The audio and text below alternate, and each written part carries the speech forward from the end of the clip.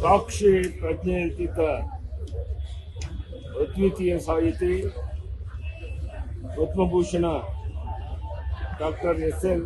ಭೈರಪ್ಪನವರು ವಿಧಿವಶರಾಗಿದ್ದು ಅಂಥ ಹಿರಿಯ ಸಾಹಿತಿಯನ್ನು ಕಳೆದುಕೊಂಡು ಕನ್ನಡ ನಾಡು ನುಡಿ ಅನಾಥವಾಗಿದೆ. ಕನ್ನಡ ಸಾರಸ್ವತ ಲೋಕಕ್ಕೆ ಮೊದಲ ಸರಸ್ವತಿ ಸಮ್ಮಾನ್ ಗೌರವವನ್ನು ತಂದುಕೊಟ್ಟ ದಿಗ್ಗಜ ಸಾಹಿತಿ ಡಾಕ್ಟರ್ ಭೈರಪ್ಪನವರು ಕನ್ನಡ ಸಾಹಿತ್ಯವನ್ನು ರಾಷ್ಟ್ರೀಯ ಮಟ್ಟದಲ್ಲಿ ನಡೆಸಿದ ಧೀಮಂತ. ದೇಶ ವಿದೇಶಗಳಲ್ಲಿ ಅಭಿಮಾನಿಗಳ ಸಾಹಿತ್ಯ ಸಂತರ ನೆಚ್ಚಿನ ಸಾಹಿತಿಗಳಾಗಿದ್ದ ಭೈರಪ್ಪ ನಮ್ಮ ಸಮಕಾಲೀನ ಸಾಧಕ ಶ್ರೇಷ್ಠರು ಎನ್ನುವುದರಲ್ಲಿ ಕಿಂಚಿತ್ತು ಸಂಶಯವಿಲ್ಲ. ಆ ದಿವ್ಯ ಸಾರಸ್ವತ ಚೇತನಕ್ಕೆ ದೇವರು ಸದ್ಗತಿಯನ್ನು ಕರುಣಿಸಲಿ ಎಂದು ಪ್ರಾರ್ಥಿಸುತ್ತೇನೆ.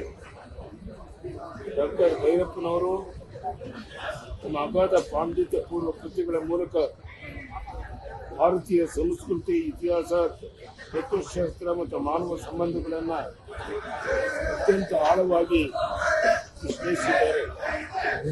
ಅತ್ಯಂತ ಅಪೂರ್ವ ಜನಪ್ರಿಯ ಕೃತಿಗಳನ್ನು ರಚಿಸಿ ನಾಡಿನ ಸಾರಸ್ವತ ಪ್ರಪಂಚವನ್ನು ಶ್ರೀಮಂತಗೊಳಿಸಿದ್ದಾರೆ. ವರಸ, ವಂಶವೃಕ್ಷ, ಪರ್ವ, ಸಾಕ್ತ, ಆವರಣದಂತಹ ಕೃತಿಗಳು ಕನ್ನಡ ಸಾರಸ್ವತ ಲೋಕವನ್ನು ಶ್ರೀಮಂತಗೊಳಿಸಿದೆ. ಕನ್ನಡ ಸಾಹಿತ್ಯಕ್ಕೆ ಹೊಸ ದಿಕ್ಕನ್ನೇ ನೀಡಿವೆ. ಹೊಸ ಓದುಗರನ್ನು ಸೃಷ್ಟಿಸಿವೆ. ಪದ್ಮಶ್ರೀ, ಪದ್ಮಭೂಷಣ, ಸರಸ್ವತಿ ಸನ್ಮಾನ್ ಸೇರಿದಂತೆ ಹಲವಾರು ಪ್ರಶಸ್ತಿಗಳನ್ನು ಪಡೆದ ಭೈರಪ್ಪನವರು ಭೌತಿಕವಾಗಿ ನಮ್ಮನ್ನು ಅಗಲಿದ್ದರು. ಅವರ ಮಹೋನ್ನತಗಳ ಕೃತಿಗಳ ಮೂಲಕ ಅಮರರಾಗಿದ್ದಾರೆ. ಅವರ ಕುಟುಂಬದವರಿಗೆ,